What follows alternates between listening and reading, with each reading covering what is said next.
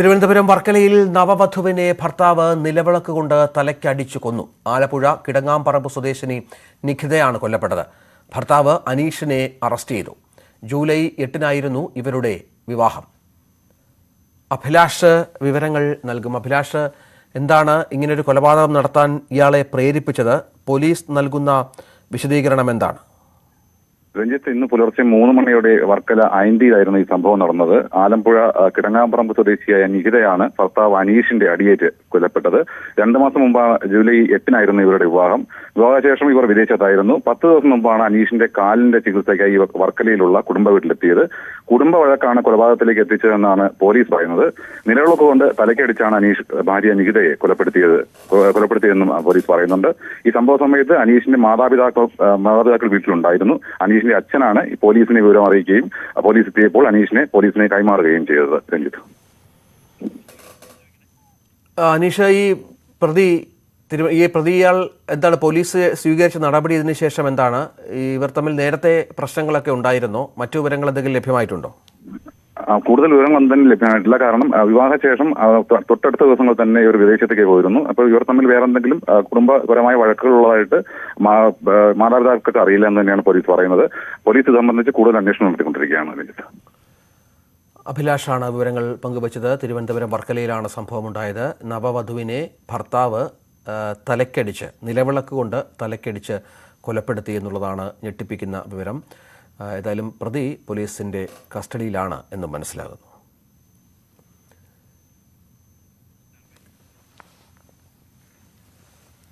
എറണാകുളം പിണർമുണ്ടയിൽ ഭാര്യയെ കൊന്ന് ഇതര സംസ്ഥാന തൊഴിലാളി ആത്മഹത്യ ചെയ്തു. പള്ളിക്കര സ്വദേശി ദിജയാണ് കൊല്ലപ്പെട്ടത്. ഭാര്യയെ കൊലപ്പെടുത്തിയ ശേഷം ഇതര സംസ്ഥാന തൊഴിലാളി തൂങ്ങി മരിക്കുകയായിരുന്നു. ഡാനി പോൾ വിവരങ്ങൾ നൽകും. ഡാനി, എന്താണ് സംഭവിച്ചത്? എന്താണ് പോലീസ് നൽകുന്ന വിവരം? രഞ്ജിത്ത, ഇന്നലെ രാത്രിയോടുകൂടിയാണ് സംഭവം നടക്കുന്നത്. ഭാര്യയെ കൊലപ്പെടുത്തുന്നത് ഇന്നലെ രാത്രിയാണ്. പള്ളിക്കര സ്വദേശി ലിജയാണ് കൊല്ലപ്പെട്ടത്. ഭർത്താവ് ഒഡീഷ സ്വദേശിയാണ്, സുക്രു എന്ന പേരുള്ള ആളാണ്. ഇദ്ദേഹം അവിടെ പ്രദേശത്ത് വന്നിട്ട് നാളുകളായി. അദ്ദേഹം മേസനായിട്ട് ജോലി ചെയ്യുകയായിരുന്നു. ഇന്നലെ രാത്രിയാണ് ഈ സാധാരണമായ സംഭവം നടക്കുന്നത്. ഇവരെ പരിക്കേൽപ്പിച്ച ശേഷം പിന്നീട് ഇവരെ കുത്തി പരിക്കേൽപ്പിക്കുകയായിരുന്നു. അതിനുശേഷം ഈ ലിജിയെ രക്ഷിക്കാനായിട്ട് ആശുപത്രിയിലേക്ക് കൊണ്ടുപോയിരുന്നു. ഈ ആശുപത്രിയിലേക്ക് കൊണ്ടുപോകും വഴിയാണ് മരണം സംഭവിച്ചത്. ഇരുവരുടെയും വിവാഹം കഴിഞ്ഞിട്ട് 13 വർഷമായി. ഭാര്യ വീട്ടിലായിരുന്നു താമസിച്ചിരുന്നത്. 3 കുട്ടികളുണ്ട്. 12, 9, 7 വയസ്സ് പ്രായമുള്ള 3 കുട്ടികളാണ് ഇവർക്കുള്ളത്. കഴിഞ്ഞ 2 മാസമായി ഇവർ തമ്മിലുള്ള ഒരു കുടുംബ വഴക്ക് മൂലം അയാൾ പിണങ്ങി താമസിക്കുകയായിരുന്നു. ഇന്നലെ വീട്ടിലേക്ക് എത്തുകയും കത്തി കൊണ്ട് കുത്തി പരിക്കേൽപ്പിക്കുകയുമായിരുന്നു എന്നാണ് പറയുന്നത്. ഇന്ന് രാവിലെയാണ് ഇയാളെ തൂങ്ങി മരിച്ച നിലയിൽ കണ്ടെത്തിയിട്ടുള്ളത്. കുന്നത്തുനാട് പോലീസ് മറ്റ് മേൽ നടപടികൾ സ്വീകരിച്ചു വരികയാണ്. രഞ്ജിത്ത്, ശരി. ഡാനി പോളാണ് വിവരങ്ങൾ പങ്കുവച്ചത്. കണ്ണൂർ കരിവള്ളൂരിൽ ഭർത്തൃ വീട്ടിൽ യുവതിയെ തൂങ്ങി മരിച്ച നിലയിൽ കണ്ടെത്തിയ സംഭവത്തിൽ പോലീസ് കേസെടുത്തു. അസ്വാഭാവിക മരണത്തിനാണ് പോലീസ് കേസെടുത്തത്. സൂര്യയുടെ ആത്മഹത്യയ്ക്ക് പിന്നിൽ ഭർത്താവിന്റെ വീട്ടുകാരുടെ പീഡനമാണെന്ന് ബന്ധുക്കൾ ആരോപിക്കുന്നു. നമുക്ക് അറിയുന്നില്ല. പക്ഷെ ഓരോ പ്രാവശ്യം ഇപ്പൊ എനിക്ക് തോന്നുന്നു കുഞ്ഞിനെയും കൊണ്ട് പെണ്ണുങ്ങൾ നോക്കുന്നില്ല. നോക്കാൻ പറയും, പെണ്ണുങ്ങൾ നോക്കി പേടിപ്പിക്കലും. കുഞ്ഞിനെ കുളിപ്പിക്കാൻ വേണ്ടി ആ സമയത്തൊന്ന് കുഞ്ഞിനെ നോക്കാൻ എനിക്കത് നാണോ മാനോ ഇല്ല. ഇങ്ങനെല്ലാം ചോദിക്കലമ്മേന്ന് എന്നോട് പറയും. ആടിപ്പോ എന്ത് പ്രശ്നം ഉണ്ടെങ്കിൽ 10 ദിവസം ഇവിടെ കൊണ്ടാക്കും. അത് കഴിഞ്ഞിട്ട് ഓൻ കൂട്ടിക്കൊണ്ട് പോകും. ഓൻ നല്ലവനാകും. ഇങ്ങനത്തെ പണിയെടുക്കാൻ പാടില്ലല്ലോ. എന്ത് കാര്യം ഓന് അമ്മേനെ പറഞ്ഞ് നേരെയാക്കാൻ പറ്റില്ല. അതുപോലെ തന്നെ ഓനിപ്പം കയ്യടെ ഒരു ദിവസം തൃശ്ശൂരിൽ ഒരു മീറ്റിങ്ങിന് പോയിട്ട് പിന്നെ വീഡിയോ കോൾ ചെയ്യാൻ വേണ്ടിയിട്ട് നോക്കുമ്പോൾ എല്ലാം ഈ പെണ്ണുങ്ങൾ കടന്നതിന് ശേഷം സംഭവം. പെണ്ണുങ്ങൾ വന്നിട്ട് വൈഫൈ ഓഫാക്കും. പിന്നെ എൻ്റെ കുഞ്ഞ് പോയി സ്വിച്ച് ഇടും. പിന്നെയും വൈഫൈ ഓഫാക്കും. ഇങ്ങനെ 2-3 പ്രാവശ്യം ഈ പെണ്ണുങ്ങൾ മനഃപൂർവ്വം ഇത് ചെയ്തു. എന്നിട്ട് ഓളോടെ ഭർത്താവിനോട് പറഞ്ഞ അമ്മ ഇങ്ങനെ ഓഫാക്കി. എന്നിട്ട് അതിന് ഓനൊരു പ്രതികരണം ഉണ്ടായിട്ട് ഒരു നല്ലൊരു നട്ടലില്ലൊരു ആൺകുട്ടിയാണെങ്കിൽ അമ്മയോട് ചോദിച്ചൂടെ, അമ്മ എന്തിനേക്ക് ഇങ്ങനെ ഓഫാക്കുന്നതെന്ന് ചോദിച്ചൂടെ. ഓനെ ഒന്നിനും കൊള്ളൂലെന്ന് ഇപ്പം നമുക്ക് മനസ്സിലായത്. അതുകൊണ്ട് ആ അമ്മക്ക് മോൻ നല്ലൊരു ശിക്ഷ വാങ്ങിക്കൊടുക്കണമെന്നാണ് എനിക്ക് പറയാനില്ല. വീട്ടുകാരുടെ പരാതിയിൽ പയ്യന്നൂർ പോലീസ് കേസെടുത്തിട്ടുണ്ട്. അന്വേഷണം ആരംഭിച്ചു. കഴിഞ്ഞ ശനിയാഴ്ചയാണ് കരിവള്ളൂർ കുക്കാനത്തെ വീട്ടിൽ സൂര്യയെ തൂങ്ങി മരിച്ച നിലയിൽ കണ്ടെത്തിയത്. കഴിഞ്ഞ വർഷം ജനുവരി 9-നാണ് സൂര്യയും രാജേഷും തമ്മിലുള്ള വിവാഹം നടന്നത്. ഇവർക്ക് 9 മാസം പ്രായമുള്ള കുട്ടിയുമുണ്ട്. കോട്ടയം തിടനാട് വെട്ടിക്കുളത്ത് കാർ തോട്ടിലേക്ക് മറിഞ്ഞ് യുവാവ് മരിച്ചു. വെട്ടിക്കുളം സ്വദേശിയായ സിറിലാണ് മരിച്ചത്. 35 വയസ്സായിരുന്നു. നിയന്ത്രണം നഷ്ടമായ കാർ തോട്ടിലേക്ക് മറിഞ്ഞതാകാമെന്നാണ് പോലീസിന്റെ നിഗമനം.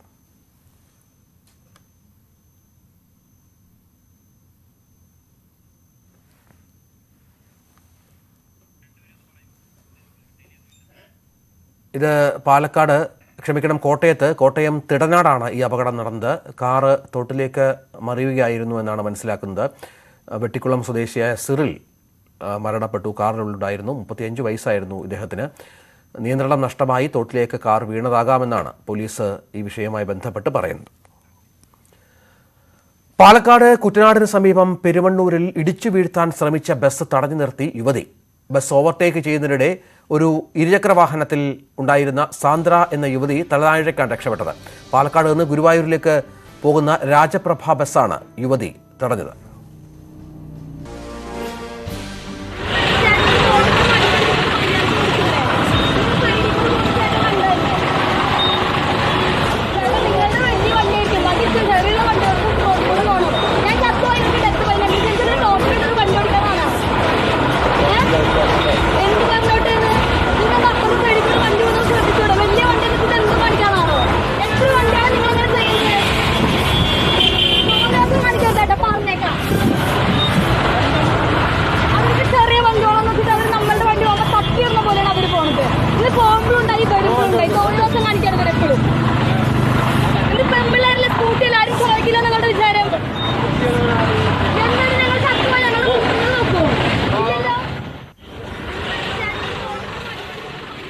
പ്രസാദ് ഉടുമ്പശ്ശേരി വിവരങ്ങൾ പങ്കുവെക്കുന്നു. പ്രസാദ്, എന്താണ് ഈ വിഷയത്തിൽ സംഭവിച്ചത്? ദൃക്സാക്ഷികൾ പറയുന്ന എന്താണ്? യുവതി ഇത്തരത്തിൽ ഒരിടപെടൽ നടത്താനുള്ള സാഹചര്യം എങ്ങനെ ഒരുങ്ങി?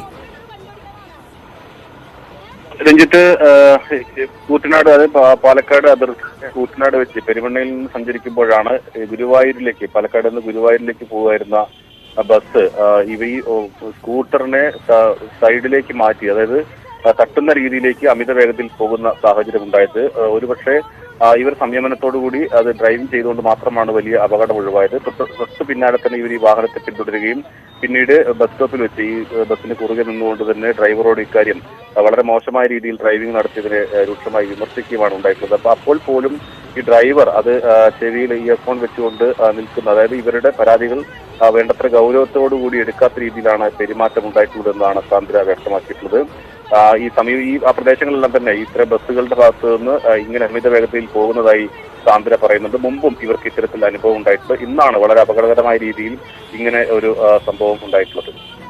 ഈ വിഷയത്തിൽ ഏതെങ്കിലും തരത്തിലുള്ള നടപടികളിലേക്ക് കടക്കുന്നുണ്ടോ? മോട്ടോർ വാഹന വകുപ്പിന്റെയൊക്കെ ശ്രദ്ധ, ഏതായാലും ദൃശ്യങ്ങളൊക്കെ ഏതായാലും വൈറലാകും അല്പസമയത്തിനകം തന്നെ. ഇതൊരു പ്രധാനപ്പെട്ട വാർത്തയായി മാറുകയും ചെയ്യും. ഈ സാഹചര്യത്തിൽ എന്താണ്, ഈ ബസ് ഇപ്പോഴും യാത്ര തുടരുകയാണോ? എന്താണ് മറ്റു വിവരങ്ങൾ? ബസ് യാത്ര തുടരുകയാണ്. ഗുരുവായൂരിലേക്കുള്ള ബസ്സാണ് സർവീസ് നടത്തുന്നത് എന്നുള്ളത് തന്നെയാണ് പറയുന്നത്. എന്തായാലും ഈ വിഷയത്തിൽ ഇവർ പരാതി നൽകാൻ തീരുമാനിച്ചിട്ടുണ്ട്. രഞ്ജിത്ത് പറഞ്ഞതുപോലെ തന്നെ സ്വാഭാവികമായും ഇത് സാമൂഹ്യ മാധ്യമങ്ങളിൽ ഇപ്പോൾ തന്നെ പ്രചരിച്ചു തുടങ്ങിയിട്ടുണ്ട്. മോട്ടോർ വാഹന വകുപ്പും നടപടിയെടുക്കാൻ തന്നെയാണ് സാധ്യത. ശരി, ദൃശ്യങ്ങളിലേക്ക് ഒരിക്കൽ കൂടി.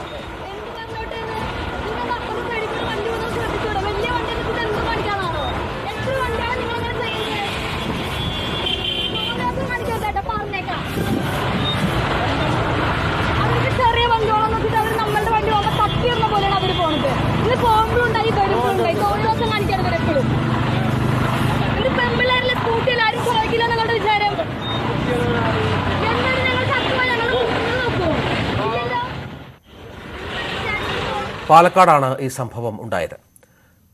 തിരുവനന്തപുരം മുതലപ്പുഴയിൽ വള്ളം മറിഞ്ഞ് കാണാതായ 3 മത്സ്യത്തൊഴിലാളികൾക്കായുള്ള തെരച്ചിൽ പുനരാരംഭിച്ചു. മറൈൻ എൻഫോഴ്സ്മെന്റും കോസ്റ്റൽ പോലീസും ചേർന്നാണ് തെരച്ചിൽ നടത്തുന്നത്. അതേസമയം പെരുമാതുറയിൽ മത്സ്യത്തൊഴിലാളികൾ റോഡ് ഉപരോധിക്കുകയാണ്.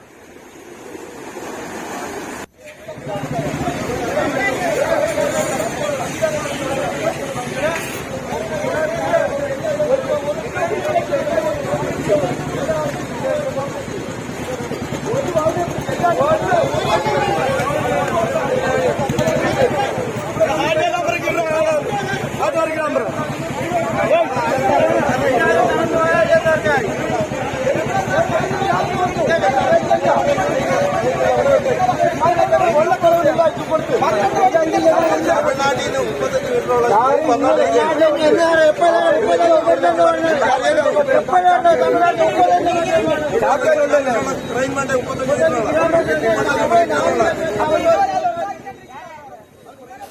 ടി ജി സജിത്ത് വിവരങ്ങൾ പങ്കുവെക്കും. സജിത്ത്, ഈ മത്സ്യത്തൊഴിലാളികളുടെ രോഷത്തിന് കാരണം എന്താണ്? മറ്റൊരു പ്രധാന കാര്യം, ഈ തെരച്ചിൽ ഇപ്പോൾ പുനരാരംഭിച്ചു എന്ന് മനസ്സിലാകുന്നു. അതിന്റെ വിവരങ്ങൾ എന്താണ്?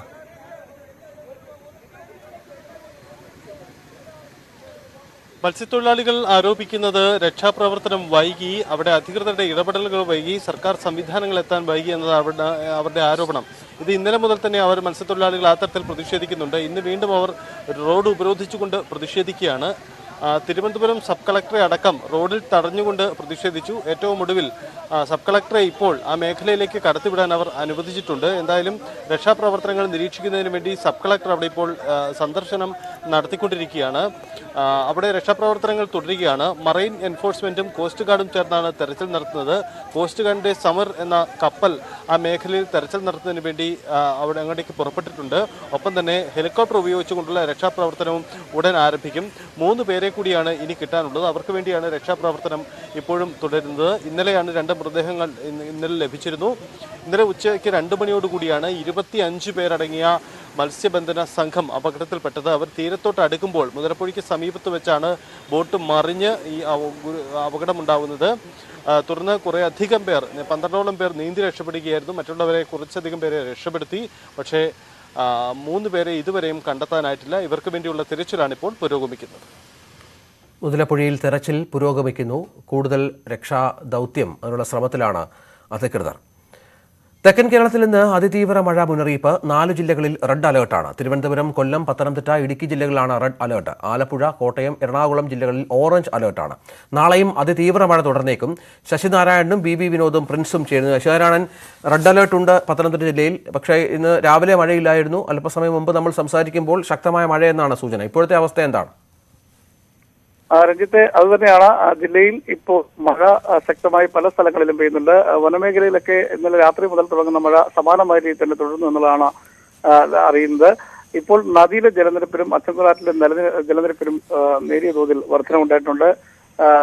ഇത്തരത്തിൽ മലയോര മേഖലകളിലൊക്കെ ഉള്ള ഒരു താമസിക്കുന്ന ആളുകൾക്കൊക്കെ ജാഗ്രതാ നിർദ്ദേശം ജില്ലാ ഭരണകൂടം നൽകിയിട്ടുണ്ട്. വരും മണിക്കൂറുകളിൽ മഴ ശക്തമായി പെയ്യാൻ സാധ്യതയുണ്ടെന്നുള്ള മുന്നറിയിപ്പാണ് ജില്ലയിലുള്ളത്. റെഡ് അലർട്ടാണ് ജില്ലയിൽ ഇപ്പോൾ പ്രഖ്യാപിച്ചിട്ടുള്ളത്. അതുകൊണ്ട് തന്നെ ജാഗ്രത തുടരുകയാണ്.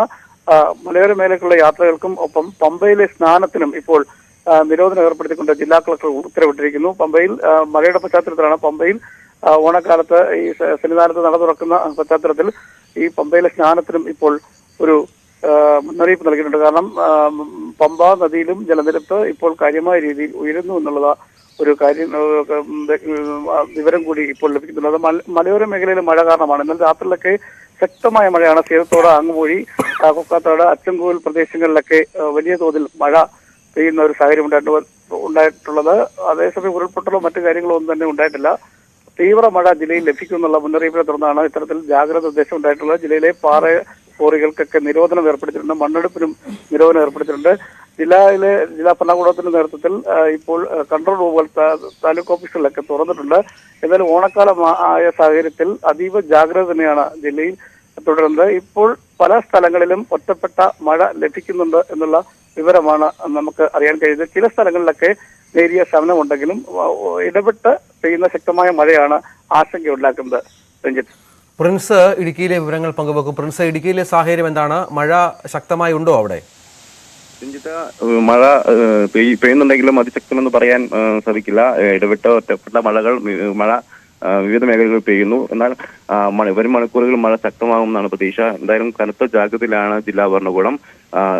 രാത്രി യാത്രകളിലൊക്കെ ഏർപ്പെടുത്തിയിരിക്കുന്ന നിരോധനം തുടരും. ഒപ്പം ജനങ്ങളോട് ഉരുൾപൊട്ടൽ സാധ്യതയുള്ള പ്രദേശങ്ങളിൽ നിന്നൊക്കെ മാറി താമസിക്കാനുള്ള നിർദ്ദേശം നൽകിയിട്ടുണ്ട്. കഴിഞ്ഞ ദിവസം മണ്ണിടിച്ചിലുണ്ടായ വട്ടവടയിൽ നിന്ന് 4 കുടുംബങ്ങളെ മാറ്റി പാർപ്പിച്ചിരുന്നു. വട്ടവട, മറയൂർ മേഖലകളിലൊക്കെ ഇന്നലെ രാത്രി ശക്തമായ മഴയാണ് പെയ്തത്. വട്ടവട മേഖലയിൽ നിന്ന് പരത്തോട് പ്രദേശം പൂർണ്ണമായും ഒറ്റപ്പെട്ട അവസ്ഥയിലാണ്. ഇവിടേക്കുള്ള റോഡിലേക്ക് മണ്ണിടിഞ്ഞ് വീണിരുന്നു. ഒപ്പം മറയൂരിന് സമീപം വനമേഖലയിൽ ഉരുൾപൊട്ടലുണ്ടായി. എന്തായാലും ഇന്ന് രാവിലെയോടെ മഴയ്ക്ക് നേരിയ ശമനമുണ്ട് എന്തായാലും പൂർണ്ണമായും മഴ മാറി എന്ന് പറയാനാവില്ല. പൂർണ്ണമായി ഇടവിട്ട് മഴ ശക്തമാകുന്നുണ്ട്. എന്തായാലും ഉച്ചയ്ക്ക് ശേഷം മഴ ശക്തമാകുമെന്നാണ് പ്രതീക്ഷിക്കുന്നത്. കനത്ത ജാഗ്രതയിലാണ് ജില്ലാ ഭരണകൂടം. രഞ്ജിത്ത്. ശരി, ബി വിനോദ് കൂടി ചേരുന്നു. വിനോദ്, കൊല്ലത്ത് മഴയുണ്ടോ കാര്യമായി? രഞ്ജിത്ത്, റെഡ് അലർട്ട് പ്രഖ്യാപിച്ചിട്ടുണ്ടെങ്കിലും ഇതുവരെയും അങ്ങനെ അതിശക്തമായ മഴ അനുഭവപ്പെടുന്നില്ല. നഗരത്തിൽ തീർത്തും മഴയില്ലാത്ത ഒരു സാഹചര്യമാണ് ഇപ്പോൾ ഉള്ളത്. അതോടൊപ്പം തന്നെ കിഴക്കൻ മേഖലയിലും ഇതുവരെ അങ്ങനെ ഭയപ്പെടേണ്ട സാഹചര്യത്തിലുള്ള ഒരു മഴ ഇല്ല. കഴിഞ്ഞ ദിവസങ്ങളിൽ ഈ അലർട്ട് വരുന്നതിന് മുൻപ് തന്നെ കഴിഞ്ഞ ദിവസങ്ങളിൽ മഴ അനുഭവപ്പെട്ടിരുന്നു. അതിന്റെ ഭാഗമായി വൃഷ്ടിപ്രദേശത്ത് ഇങ്ങനെ ശക്തമായ മഴ ഉണ്ടായത് മൂലം തെന്മല ഡാമിൽ ജലനിരപ്പ് ഉയർന്നിട്ടുണ്ട്. 11 മണിയോടുകൂടി ഡാമിന്റെ 3 ഷട്ടറുകൾ 5 സെന്റിമീറ്റർ വീതം ഉയർത്താൻ തീരുമാനിച്ചിട്ടുണ്ട്. പ്രത്യേകിച്ച് ഈ റെഡ് അലർട്ട് കൂടി ഉള്ളത് കൊണ്ടാണ് അങ്ങനെ ഒരു സുരക്ഷാ ക്രമീകരണത്തിന്റെ ഭാഗമായി ജലം ഒഴുക്കിക്കളയുന്നത്.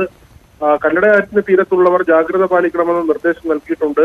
വലിയ തോതിൽ ജലം ഒഴുകിയെത്തിയാൽ മൺറോത്തുരുത്തിൽ വലിയ വെള്ളക്കെട്ടുണ്ടാകും. അതുകൊണ്ട് തന്നെ അവിടെ കർശനമായ സുരക്ഷാ ക്രമീകരണങ്ങൾ, ആവശ്യമെങ്കിൽ ആളുകളെ ക്യാമ്പുകളിലേക്ക് മാറ്റിപ്പാർപ്പിക്കാനുള്ള സംവിധാനങ്ങളെല്ലാം ഒരുക്കിയിട്ടുണ്ട്. ജില്ലാ ഭരണകൂടം കഴിഞ്ഞ ദിവസം മുതൽ തന്നെ സ്ഥിതിഗതികൾ നിരീക്ഷിക്കുന്നുണ്ട്. ഏതായാലും പുതിയ അലർട്ടിന്റെ കാര്യം അല്പസമയത്തിലുള്ള, അതായത് 10 മണിയോടുകൂടി പുതിയ അലർട്ട് വരും. അപ്പോൾ ഈ റെഡ് അലർട്ടിൽ എന്തെങ്കിലും തരത്തിലുള്ള മാറ്റമുണ്ടാകുമോ എന്ന കാര്യം മനസ്സിലാകും. ഉച്ചയ്ക്ക് 1 മണിക്ക് മറ്റൊരു അലർട്ട് കൂടി വരേണ്ടതുണ്ട്. അതിനുശേഷമായിരിക്കും കൂടുതൽ നമുക്ക് ഈ റെഡ് അലർട്ടിന്റെ കാര്യത്തിൽ കാര്യങ്ങൾ സ്ഥിരീകരിക്കാനാകുക. ഇപ്പോൾ കഴിഞ്ഞ ദിവസം കൊല്ലം തീരദേശത്ത് അതിശക്തമായ കാറ്റ് വീശിയിരുന്നു. കെട്ടിടങ്ങൾക്ക് മുകളിലേക്ക് മരങ്ങൾ മറിഞ്ഞു വീഴുന്ന സാഹചര്യമുണ്ടായി. മത്സ്യബന്ധനത്തിന് പോയ ബോട്ടുകളും വള്ളങ്ങളും ഈ അതിശക്തമായ കാറ്റ് മൂലം തീരത്തേക്ക് അടുപ്പിക്കേണ്ട സാഹചര്യമുണ്ടായിരുന്നു. പക്ഷെ ഇന്നിപ്പോൾ ഈ കാറ്റിനും ശമനമുണ്ടായിട്ടുണ്ട്. വലിയ തോതിൽ മഴ അനുഭവപ്പെടുന്നുമില്ല. രഞ്ജിത്ത്. ശരി, മറ്റു ചില വാർത്തകളിലേക്ക് പോയാൽ മലപ്പുറം വേങ്ങരയിൽ വാൻ മറിഞ്ഞ അപകടമുണ്ടായി. കുന്നുംപുറത്ത് മദ്രസയിലേക്ക് കുട്ടികളുമായി പോവുകയായിരുന്ന വാനാണ് മറിഞ്ഞത്. 20ഓളം കുട്ടികൾക്ക് നിസ്സാര പരിക്കേറ്റു. കക്കാടംപുറം ഇർഷാദുൽ അനാം സുന്നി മദ്രസയുടെ വാഹനമാണ് മറിഞ്ഞത്. ഇന്ന് രാവിലെ 6:40ഓടെയായിരുന്നു അപകടം ഉണ്ടായത്. വളവ് തിരിയുന്നതിനിടെ വാഹനം നിയന്ത്രണം വിട്ട് മറിയുകയായിരുന്നു. ആരുടെയും പരിക്ക് ഗുരുതരമല്ല.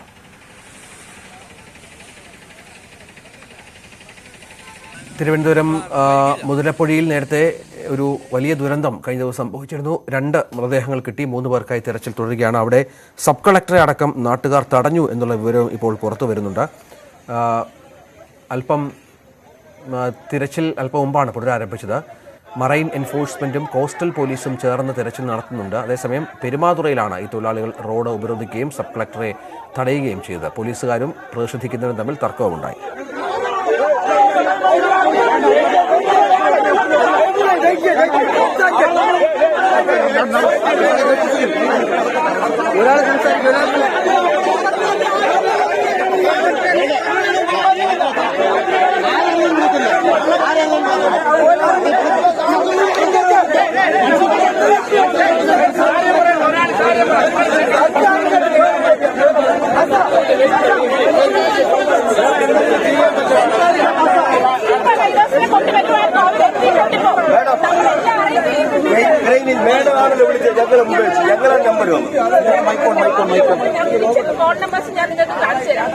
ഇതുവരെ വിളിക്കുന്ന ഞാനും വിളിക്കുന്നുണ്ടോ മേഡം? 100 ആൾക്കാരെ രാവിലെ 6 മണി തൊട്ട് ഞാൻ വിളിക്കുവാണ്. ഓക്കെ, ഇവിടെ ഇന്നലെ രാത്രി ക്രെയിൻ കൊണ്ടുവരാമെന്ന് പറഞ്ഞത് അവരവിടെ ഇറങ്ങിയപ്പോഴത്തേക്ക് അവർക്ക് അവിടെ വർക്ക് ചെയ്യാൻ പറ്റുന്നില്ല. ഓക്കെ, 9 മീറ്റർ ഞാൻ പറഞ്ഞോട്ടെ ബൂം ലെങ്ത് മിനിമം 40 മീറ്റർ ഉള്ള ക്രെയിൻ ആണ് നമ്മൾക്ക് അവിടെ വേണ്ടത്. അതിന് 9 മീറ്റർ ബേസ് ഉണ്ട്. ആ 9 മീറ്റർ ബേസ് ബ്രേക്ക് വാട്ടറിന്റെ മുകളിലേക്ക് അവർക്ക് കയറ്റാൻ പറ്റുന്നില്ല. അതാണ് ഇഷ്യൂ. ഓക്കെ, നിങ്ങൾ ദയവ് ചെയ്ത് ഞാൻ പറയുന്നത് മനസ്സിലാക്കണം. ഞാൻ ഇവിടെ പണിയെടുക്കാതിരിക്കുന്ന ആളല്ല. ഞങ്ങൾ എല്ലാവരും ഇതിനു വേണ്ടി മാക്സിമം ഞങ്ങൾ ട്രൈ ചെയ്യുന്നുണ്ട്.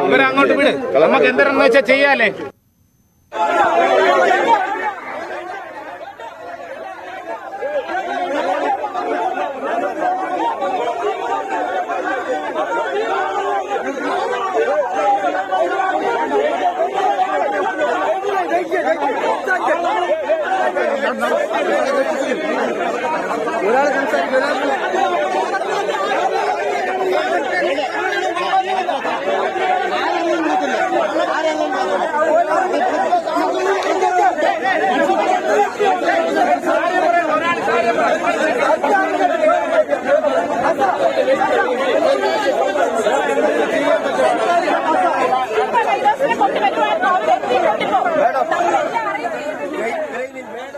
തിരുവനന്തപുരം പെരുമാതുറയിലാണ് ഈ സംഭവം ഉണ്ടായത്.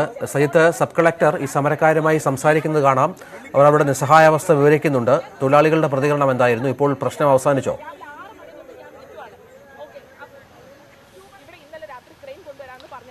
ഇപ്പോൾ ഏറെക്കുറെ മത്സ്യത്തൊഴിലാളികളും ഈ അധികൃതരുമായുള്ള സംഘർഷത്തിന് അയവ് വന്നിട്ടുണ്ട്.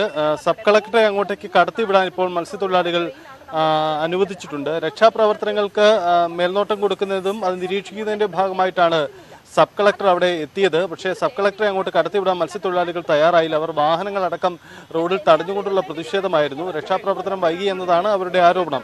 തുടർന്ന് സബ് കളക്ടറും ഈ പ്രതിഷേധക്കാരുമായി ചർച്ച നടത്തി. അതിന് ഏറ്റവും ഒടുവിൽ സബ് കളക്ടറെ മാത്രം അങ്ങോട്ടേക്ക് കടത്തിവിടാം എന്ന ഒരു നിലപാട് അവരെടുക്കുകയും സബ് കളക്ടർ ഇപ്പോൾ ഈ രക്ഷാപ്രവർത്തനം നടക്കുന്ന ആ പുലിമുട്ട് ഭാഗത്തേക്ക് കടന്നു പോയിരിക്കുകയാണ്. അവിടെയാണ് രക്ഷാപ്രവർത്തനത്തിന് മറ്റ് തയ്യാറെടുപ്പുകൾ. എന്തായാലും അവിടെ വലിയ പ്രതിഷേധം മത്സ്യത്തൊഴിലാളികളിൽ നിന്നും ഉയരുന്നുണ്ട്. വേണ്ടത്ര രീതിയിലുള്ള ഇടപെടൽ അധികൃതരുടെ ഭാഗത്തു നിന്നും ഉണ്ടായില്ല എന്നതാണ് മുതലപ്പുഴയിലെ മത്സ്യത്തൊഴിലാളികൾ ചൂണ്ടിക്കാട്ടുന്നത്. ശരി, ഇടവേള.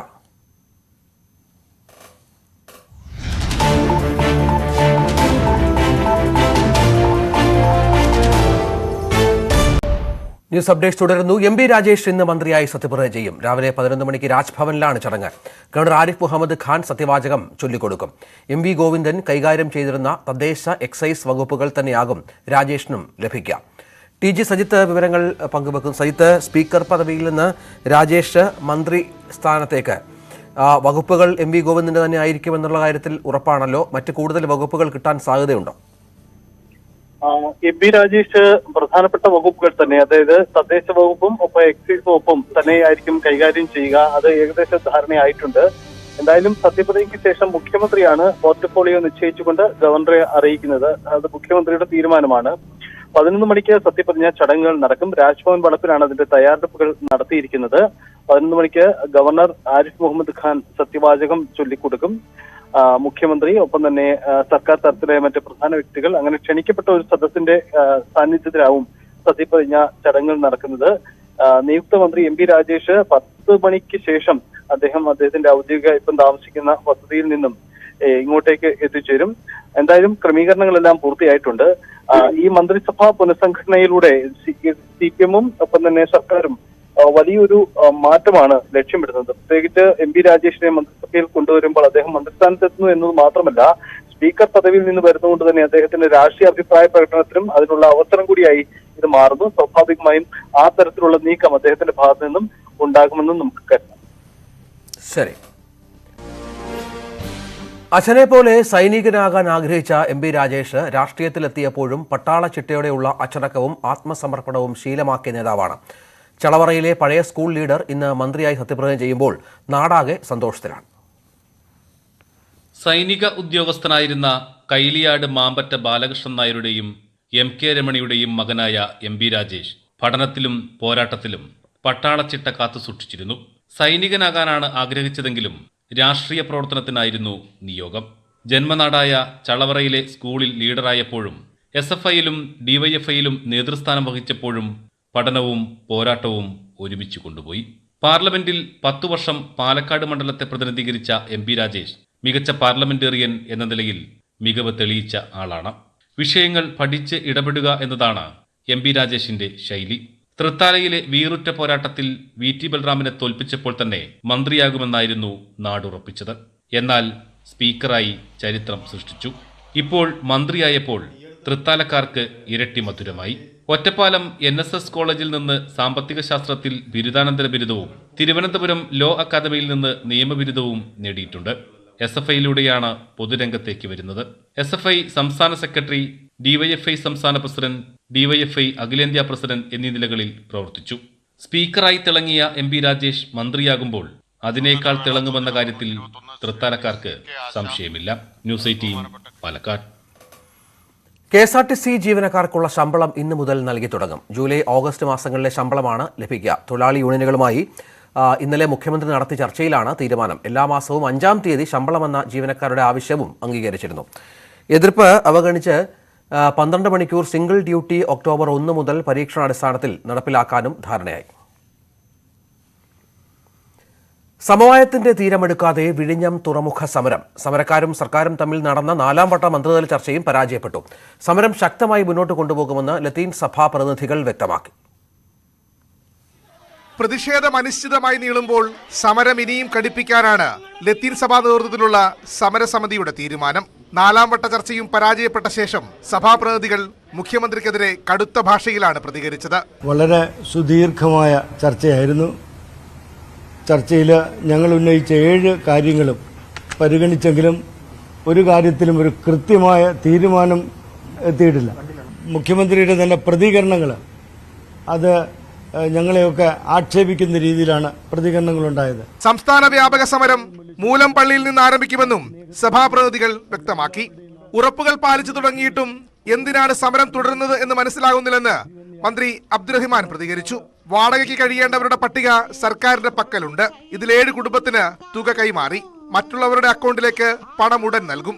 തുറമുഖ നിർമ്മാണം നിർത്തിവെക്കില്ലെന്നും മന്ത്രി വ്യക്തമാക്കി. പോർട്ടിന്റെ നിർമ്മാണം നിർത്തിവെക്കണമെന്നുള്ളതാണ്. പക്ഷേ ആ ആവശ്യം അംഗീകരിക്കാൻ ഹൈക്കോടതി പോലും അനുവദിച്ചിട്ടില്ല. അതല്ലാതെ ഇതേക്കുറിച്ച് പഠിക്കാൻ സർക്കാർ സമിതിയെ വെക്കാമെന്നുള്ളത് നമ്മൾ അവരെ അറിയിച്ചു. അതോടൊപ്പം തന്നെ ഉള്ള മറ്റുള്ള എല്ലാ കാര്യങ്ങളിലും കൃത്യമായി തന്നെ തീരുമാനമെടുക്കുക സർക്കാർ ഇപ്പോൾ ആരംഭിച്ചും ചെയ്തു. ഇനി എന്തിനാണ് സമരം എന്നുള്ളത് സത്യത്തിൽ നമുക്കും അറിയില്ല. കഴിഞ്ഞ ദിവസം ബിഷപ്പുമാരായ തോമസ് ചേനറ്റോ, സൂസപ്പാക്യം എന്നിവർ പദ്ധതി പ്രദേശത്തിന് മുന്നിൽ ഉപവാസ സമരം അനുഷ്ഠിച്ചിരുന്നു. ന്യൂസ് 18 തിരുവനന്തപുരം. പൊന്നോണക്കാലം.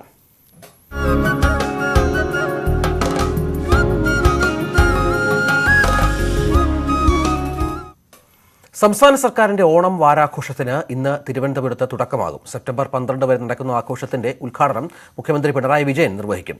ജില്ലയിലെ 30 വേദികളിലായിട്ടാണ് ഓണാഘോഷ പരിപാടികൾ നടക്കുന്നത്. ഹരിതചട്ടം കർശനമായി പാലിച്ചാണ് പരിപാടികൾ സംഘടിപ്പിച്ചിരിക്കുന്നത്. വർണ്ണാഭമായ ഘോഷയാത്രയോടെയാകും വാരാഘോഷത്തിന്റെ സമാപനം. ഓണനാളുകളിലെ പൂജകൾക്കായി ശബരിമല ക്ഷേത്രനട ഇന്ന് തുറക്കും. നാളെ മുതൽ ശനിയാഴ്ച വരെ ദർശനം നടത്താം. ഉത്രാട ദിനം മുതൽ ചതയം ദിനം വരെ ഭക്തർക്കായി ഓണസദ്യയും ഒരുക്കിയിട്ടുണ്ട്. കളകാഭിഷേകം, പടിപൂജ, പുഷ്പാഭിഷേകം തുടങ്ങിയ പൂജകൾ നട തുറന്നിരിക്കുന്ന 4 ദിവസവും ഉണ്ടായിരിക്കും. 10-ന് രാത്രി ഹരിവരാസനം പാടി നടയടയ്ക്കും. ദർശനത്തിനായി ഭക്തർ വെർച്വൽ ക്യൂ സംവിധാനം ഉപയോഗിക്കണം. നിലയ്ക്കലിൽ ഭക്തർക്കായി സ്പോട്ട് ബുക്കിംഗ് കൗണ്ടർ സജ്ജീകരിച്ചിട്ടുണ്ട്. കനത്ത മഴയുടെ പശ്ചാത്തലത്തിൽ തീർത്ഥാടകരുടെ സുരക്ഷിതത്വം കണക്കിലെടുത്ത് പമ്പയിൽ കുളിക്കുന്നത് നിരോധിച്ചു. ചെമ്മണ്ണിൽ കുഴച്ചുരുട്ടി ഉണ്ടാക്കുന്ന ഓണത്തപ്പനും മാതേവരുമില്ലാതെ ഓണമില്ലല്ലോ. ഉത്രാടം നാൾ മുതലാണ് വള്ളുവനാട് ദേശത്ത് പൂക്കളത്തോടൊപ്പം ഓണത്തപ്പനെ കൂടി വെച്ച് തുടങ്ങുന്നത്.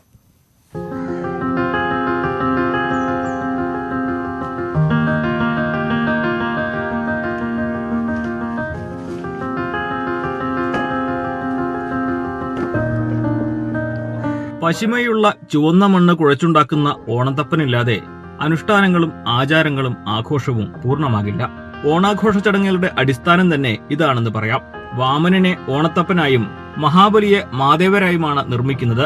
രണ്ടിന്റെയും നിർമ്മാണ രീതിയിൽ വ്യത്യാസമുണ്ട്.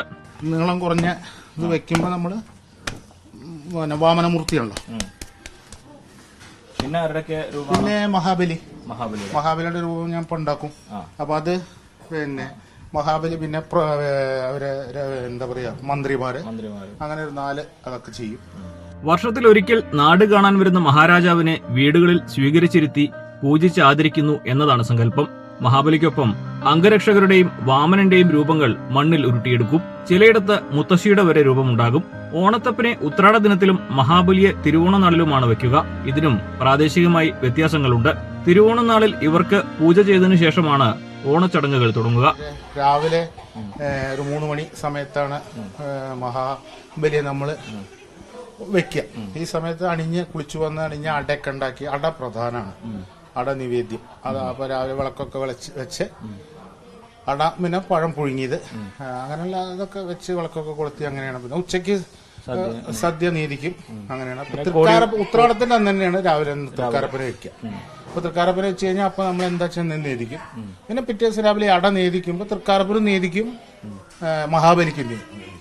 മണ്ണിൽ കുഴച്ചെടുക്കുന്ന ഗൃഹാതുരത്വം തോന്നുന്ന തനത് ഓണത്തപ്പന്മാർക്ക് തന്നെയാണ് ഭംഗിയെങ്കിലും കാലങ്ങളോളം ഉപയോഗിക്കാൻ കഴിയുന്ന മരം കൊണ്ടുള്ള രൂപങ്ങളും വിപണിയിൽ സുലഭമാണ്.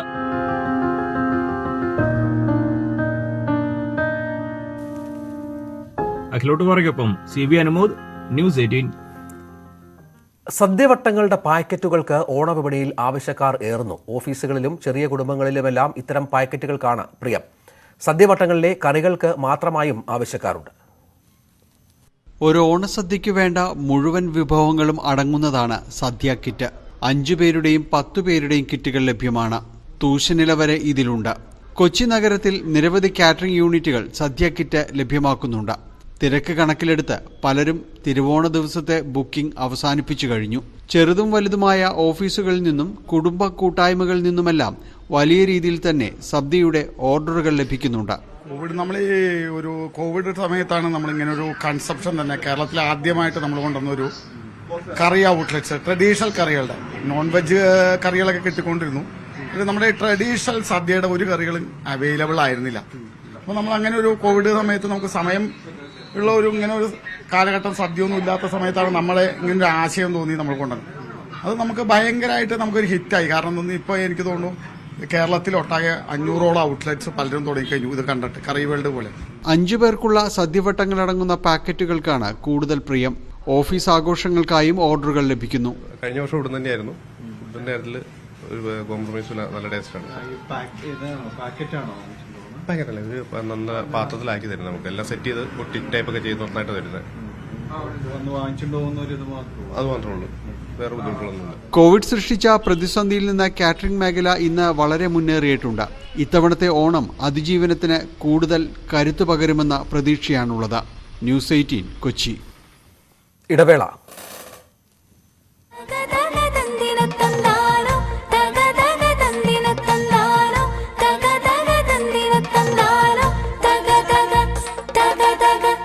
അത്തച്ചമയം കാണേണ്ടേ അവണി പൂങ്കാറ്റേ, തൃക്കാക്കരയിൽ പോകേണ്ടേ തിരുനെറ്റി കുറിയണിയേണ്ടേ.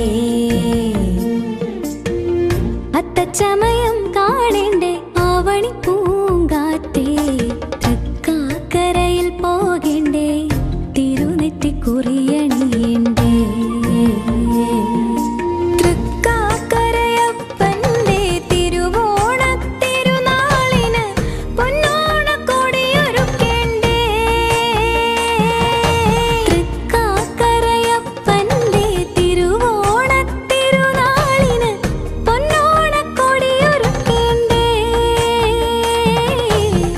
അത്തച്ചമയം കാണേണ്ടേ അവണി പൂങ്കാറ്റേ, തൃക്കാക്കരയിൽ പോകേണ്ടേ തിരുനെറ്റി കുറിയണിയേണ്ടേ.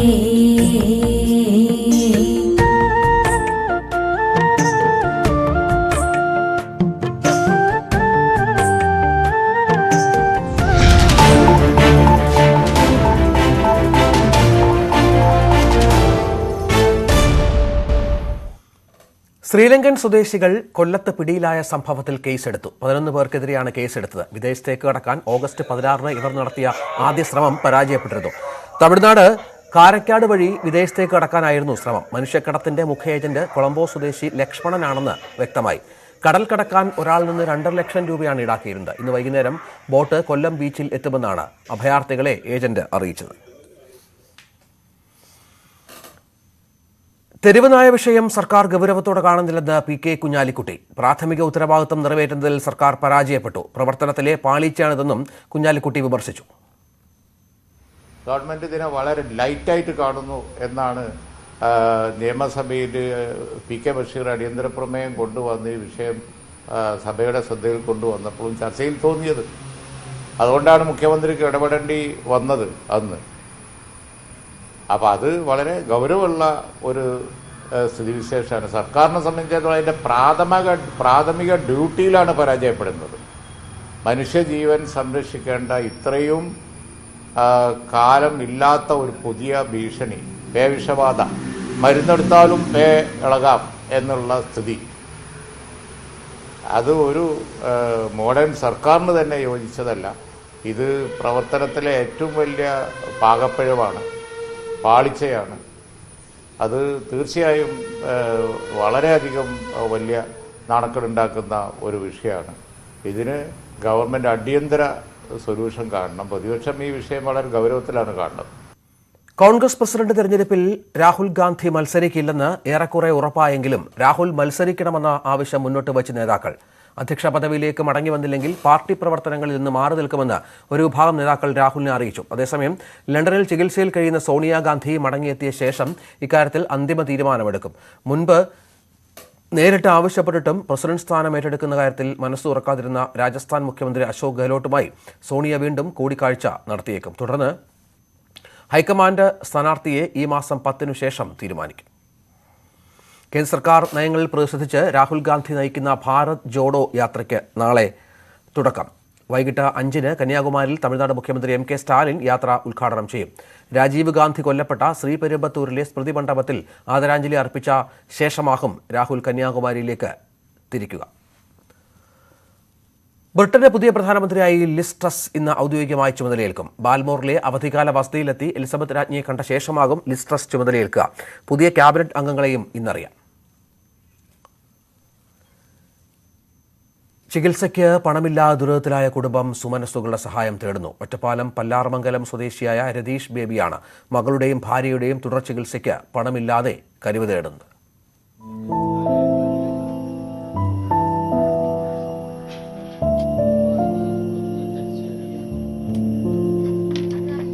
തുഷാര 4ാം ക്ലാസ് വിദ്യാർത്ഥിനി.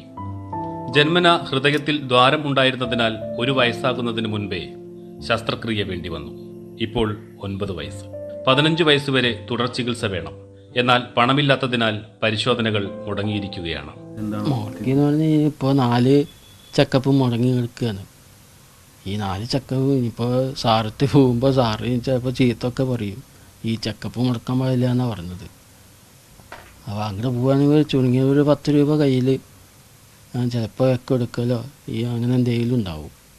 അപ്പോൾ അതൊന്നും പ്രതീക്ഷിക്കാൻ പറ്റാത്ത രീതിയിലാണ് ഉണ്ടാവുക അവിടെ. അതുകൊണ്ട് അതില്ലാത്ത കാരണം കൊണ്ട് പിന്നെ ഈ ലോക്കൊക്കെ ആയതുകൊണ്ടും പോകാനും പറ്റിയില്ല. പിന്നെ ഇവർക്കാണ് ഇടയ്ക്കിടയ്ക്ക് ശ്വാസം മുട്ടലും ഒക്കെ. ഇതിനിടെ തുഷാരയുടെ അമ്മ കാർത്തികയും രോഗബാധിതയായി. ആരോഗ്യ പ്രശ്നങ്ങളുണ്ടെങ്കിലും കൂലിപ്പണിയെടുത്താണ് രതീഷ് മരുന്നിനും ഭക്ഷണത്തിനുമെല്ലാം പണം കണ്ടെത്തിയിരുന്നത്. കാർത്തിക കൂടി രോഗബാധിതയായതോടെ സുമനസ്സുകളുടെ സഹായം തേടുകയാണ് ഈ കുടുംബം. പണം എന്താ ഇവരിങ്ങനെ പണിക്ക് പോകണം, പണിക്കും പോകാൻ പറ്റും.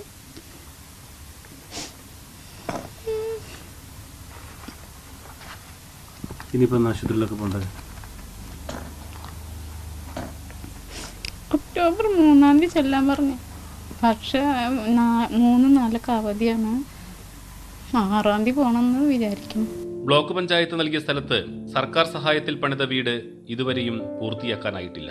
മരുന്നിനും ചികിത്സയ്ക്കും പണം കണ്ടെത്താൻ പ്രയാസപ്പെടുന്നതിനിടെ വീട് പണി പൂർത്തിയാക്കുന്നത് ഇവരുടെ മറ്റൊരു സ്വപ്നമാണ്. ന്യൂസ് 18 പാലക്കാട്. കോഴിക്കോട് മെഡിക്കൽ കോളേജിൽ സുരക്ഷാ ജീവനക്കാരെ ആക്രമിച്ച സംഭവത്തിൽ പ്രതികളെക്കുറിച്ച് വിവരം കിട്ടിയിട്ടും പോലീസ് നടപടിയെടുക്കുന്നില്ലെന്ന ആരോപണം. പ്രതികളായ ഡിവൈഎഫ്ഐ പ്രവർത്തകർ ഒളിവിൽ കഴിയുന്ന സ്ഥലത്തെക്കുറിച്ച് സൂചന കിട്ടിയിട്ടും പരിശോധന നടത്തുന്നില്ല എന്നാണ് പരാതി. മുൻകൂർ ജാമ്യം തേടി 4 പ്രതികൾ നൽകിയ അപേക്ഷ ഇന്ന് ജില്ലാ സെഷൻസ് കോടതി പരിഗണിക്കും. മെഡിക്കൽ കോളേജിൽ പാസില്ലാതെ അകത്തു കയറാനുള്ള ശ്രമത്തിനിടെ തടഞ്ഞ സുരക്ഷാ ജീവനക്കാരൻ ദിനേശനെ ഡിവൈഎഫ്ഐ പ്രവർത്തകർ ക്രൂരമായി മർദ്ദിക്കുകയായിരുന്നു. തടയാൻ ശ്രമിച്ച മറ്റ് 2 സുരക്ഷാ ജീവനക്കാർക്കും മർദ്ദനമേറ്റു. ഡിവൈഎഫ്ഐ ജില്ലാ ജോയിന്റ് സെക്രട്ടറി കെ അരുണിന്റെ നേതൃത്വത്തിൽ നടന്ന ആക്രമണത്തിന്റെ CCTV ദൃശ്യങ്ങൾ പുറത്തു വന്നിരുന്നു. കെ അരുൺ ഉൾപ്പെടെ 7 പേർക്കെതിരെ മെഡിക്കൽ കോളേജ് പോലീസ് കേസെടുത്തെങ്കിലും സംഭവം നടന്ന് ഒരാഴ്ച പിന്നിട്ടിട്ടും പ്രതികളെ പിടികൂടാൻ പോലീസിനായിട്ടില്ല. മെഡിക്കൽ കോളേജിനടുത്ത് അരുൺ താമസിക്കുന്ന പ്രദേശങ്ങളിൽ പരിശോധന നടത്തുക മാത്രമാണ് ഉണ്ടായത്. പ്രതികൾ കണ്ണൂർ റോഡിലെ ഡിവൈഎഫ്ഐ യൂത്ത് സെന്ററിൽ ഒളിവിൽ കഴിയുന്നതായി പോലീസിന് വിവരം ലഭിച്ചിട്ടും പിടികൂടാനായില്ല. പ്രതികൾ ഇപ്പോഴും യൂത്ത് സെന്ററിലുണ്ടെന്ന് DCC president advocate Praveen Kumar youth കോൺഗ്രസിന്റെ പോലീസ് സ്റ്റേഷൻ മാർച്ചിൽ ആരോപിച്ചിരുന്നു.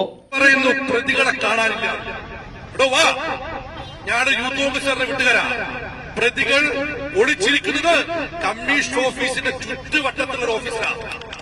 പക്ഷെ അവിടേക്ക് വരുമ്പോ നിങ്ങൾ മുട്ടുപറയ്ക്കും. കാരണം ഡിവൈഎഫ്ഐന്റെ ഓഫീസാണ്. ചെങ്കൂറ്റുണ്ടോ പിടിക്കാൻ. ആക്രമണത്തിനിരയായ സുരക്ഷാ ജീവനക്കാരൻ ദിനേശൻ കഴിഞ്ഞ ദിവസം ആശുപത്രി വിട്ടിരുന്നു. അതേസമയം മുൻകൂർ ജാമ്യം തേടി 4 പ്രതികൾ നൽകിയ അപേക്ഷ ഇന്ന് ജില്ലാ സെഷൻസ് കോടതി പരിഗണിക്കും. ന്യൂസ് 18 കോഴിക്കോട്. ന്യൂസ് അപ്ഡേറ്റ്സ് പൂർണ്ണമാവുകയാണ്. കൂടുതൽ വാർത്തകൾക്കും വിശദാംശങ്ങൾക്കും മലയാളം.news18.com